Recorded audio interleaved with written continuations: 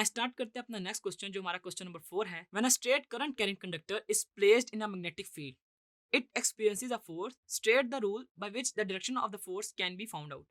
अब इसमें आपने ना बताना है कि अगर हम किसी कंडक्टर को प्लेस करते हैं मैग्नेटिक फील्ड में तो उसके ऊपर फोर्स भी कुछ लगती है, उस फोर्स की डायरेक्शन क्या होगी। क्योंकि ये बात हमने सीखी थी अपने चैप्टर पढ़ते वक्त कि जब भी किसी वायर में से या कंडक्टर में से हमारे पास करंट फ्लो करता है तो वो अपने गिर्द कुछ मैग्नेटिक फील्ड को जनरेट करता है। अब वो जब अपने गिर्द मैग्नेटिक फील्ड को जनरेट कर रहा होता है ना, तो इट मीन्स कि उसके ऊपर कोई ना कोई फोर्स लग रही थी। और उस फोर्स की डायरेक्शन हमने कैसे फाइंड की थी अपने चैप्टर में, by using Fleming left hand rule.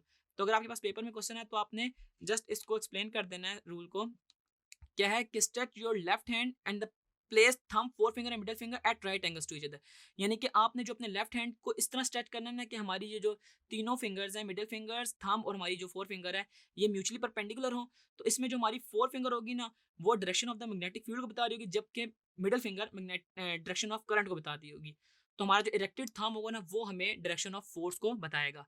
तो क्योंकि आपको ये बात पता है कि सोर्स जो है बैटरी का हमने खुद दिया हुआ है, जिसकी वजह से हमें डायरेक्शन ऑफ करंट पता है। तो डायरेक्शन ऑफ करंट के पता होने की वजह से हम लोग इजीली उसकी मैग्नेटिक फील्ड की डायरेक्शन फाइंड कर लेंगे। और अगर हमें डायरेक्शन ऑफ करंट और डायरेक्शन ऑफ मैग्नेटिक फील्ड पता चल गई है, तो by using Fleming left hand rule हम डायरेक्शन ऑफ फोर्स को भी फाइंड कर सकते हैं।